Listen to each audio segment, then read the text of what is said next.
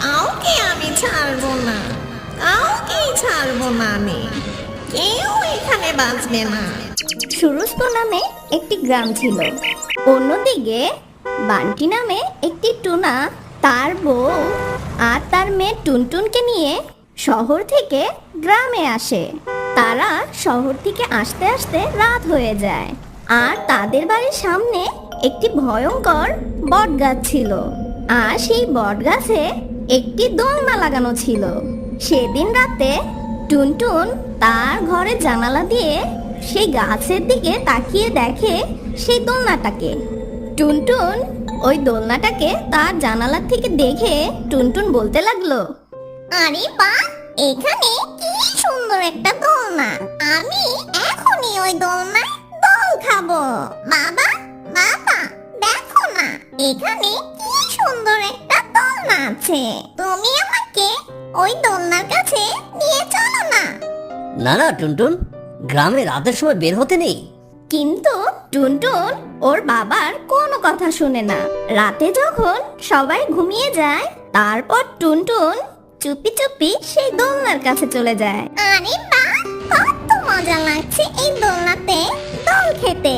আর যখন টুনটুন ওই দোলনা থেকে নামার চেষ্টা করছিল, কিন্তু ওই দোলনা থেকে নামতেই পারছিল না। এ কি, আমার সাথে এটা কি হচ্ছে? আমি দোলনা থেকে কেন নামতে পারছি না? বাবা, বাবা, আমাকে বাঁচাও। বাবা, মা, তুমি কোথায়? আমাকে বাঁচাও। টুনটুনের চিল্লানি শুনে টুনা আর টুনটুনি ঘুম থেকে উঠে যায়। আর তারা দুজন টুনটুনের ঘরে গিয়ে দেখে বিছানায় টুনটুন নেই। তখনই তারা তাড়াতাড়ি করে সেই দোলনার কাছে চলে যায়। আর তারা সেই দোলনার কাছে গিয়ে দেখে টুনটুন সেখানে বেহুশ হয়ে পড়ে আছে। আরে টুনটুন, এটা কি হয়েছে তোর? তোকে এত করে মানা করলাম, তারপরও তুই রাত্রে এই দোলনার কাছে চলে আসলি। টুনি, তুই ভয় পেও না, আমি ওকে এখনই ঘরে নিয়ে যাচ্ছি। তারপর টুনটুনের মুখে পানি দেওয়ার পর তার জ্ঞান ফিরে আসে। এরপর সেদিন রাতে সবাই ঘুমিয়ে পড়ে। পরের দিন রাত হওয়ার পরে হঠাৎ করে টুনটুন ঘুম থেকে উঠে যায়। আর টুনটুনের দুই চোখ লাল হয়ে ওঠে, কেননা সেই দোলনায় একটি টুনটুনি পাখির আত্মা ছিল। আর সেই আত্মা টুনটুনের মধ্যে ভর করে। আর টুনটুন সেদিন রাতে সেই দোলনায় গিয়ে দোল খেতে থাকে। কাউকে আমি ছাড়বো না, কাউকেই ছাড়বো না আমি। কেউ এখানে বাঁচবে না, আমি কাউকে বাঁচতে দিব না। তখনই টুনার বাবা বান্টি ওকে সেই দোলনায় দোল খেতে দেখে। আর সে রাগ হয়ে বলতে থাকে, টুনটুন, আমি তোমাকে নিষেধ করেছিলাম না এখানে আসতে, কিন্তু তারপর তুমি এখানে কেন এসেছো? টুনটুন, আমি তোমাকে কিছু জিজ্ঞেস করছি, তোমার কানে কি আমার কথা যাচ্ছে না? আরে টুনটুন, তোমার কি হয়েছে? রাত 12টার সময় কি কেউ দোলনায় দোল খায়? এ কথা শুনে সেই আত্মাটা টুনটুনের বাবাকে মারতে থাকে। আরে তোমরা কেন আমাকে এত বিরক্ত করছো? শান্তি মতন দোলনায় দোল খেতেও দিচ্ছ না। সরে যাও আমার সামনে থেকে, আমি তো এখন দোলনায় দোল খাবো। আরে টুনটুন, তোমার কি হয়েছে? তুমি এমন করছো কেন? টুনটুন, আমার মনে হয় তোমার কিছু একটা হয়েছে, আমাকে বলো। হ্যাঁ, ভুল তো তুই করেছিস। তুই এখানে এসে আমাকে বিরক্ত করে। এখন যখন তুই এখানে এসে পড়েছিস, এখন তো তোকে আমি বাঁচতেই দিব না। আর তখনই টুনটুনের মা সেখানে চলে আসে। আই টুনটুন, তুমি তোমার বাবাকে কেন মারছো? কি হয়েছে তোমার?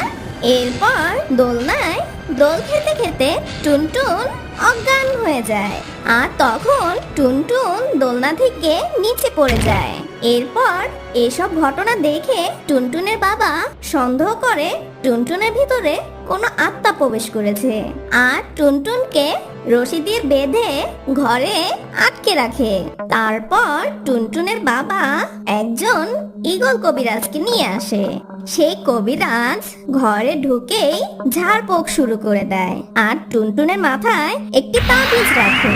আর ঠিক তখনই টুনটুনের ভিতরে সেই ভয়ানক আত্মাটা জেগে ওঠে। আর সেই আত্মাটা বলতে থাকে, ছেড়ে দাও আমাকে।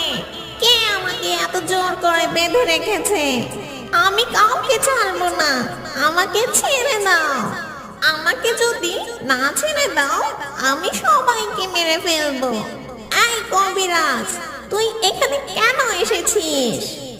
এই, আমাকে কেন বেঁধে রেখেছিস? আর আমার কপাল থেকে এই তাবিজ সরিয়ে ফেল। আর সেই কবিরাজ যখন মন্ত্র পড়ছিল আর তখনই সেই টুনির আত্মার শক্তি কমে যাচ্ছিল।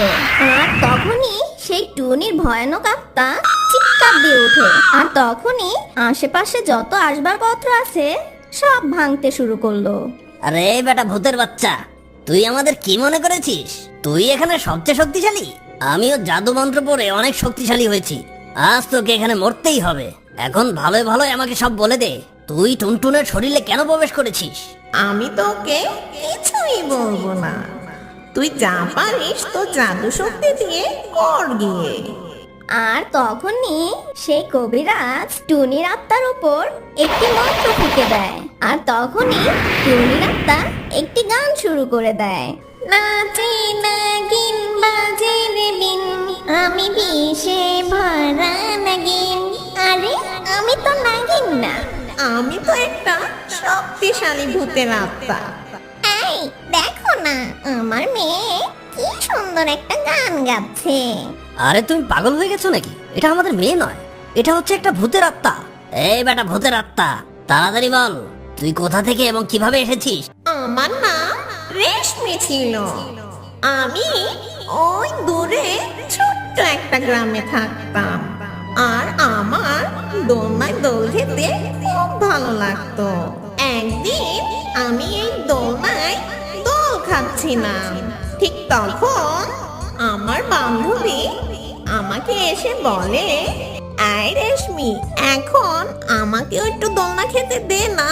অনেকক্ষণ যাবত তুই দোল খাচ্ছিস, আমাকেও একটু সুযোগ দে।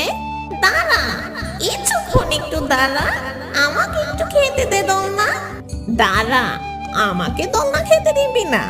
তোকে কত জোরে ধাক্কা দেই, দেখ মজা। এমন দোল খাবি তুই জীবনও ভুলবি না। আর তখন টুনির বান্ধবী টুনিকে এত জোরে ধাক্কা দেয় সে দোলনা থেকে পড়ে সেখানেই মারা যায়। আর তখন থেকে আমি ভূত হয়ে যাই। আর সেদিন থেকে আমি কাউকে দোলনায় দোল খেতে দেই না। আর আমি ভূত হয়ে আমার বান্ধবীকেও মেরে ফেলি। আর যখন টুনটুন এই দোলনায় দোল খাচ্ছিল, আমি তখন ওর শরীরে প্রবেশ করি। বাস, অনেক হয়েছে, তোর এখন যাওয়ার সময় হয়ে গেছে। আর কবিরাজ এ কথা বলেই টুনির আত্মার উপর মন্ত্র পড়ে কিছু পানি ছিটিয়ে দেয়। আর তখনই টুনটুনের শরীর থেকে সেই আত্মা বেরিয়ে যায়।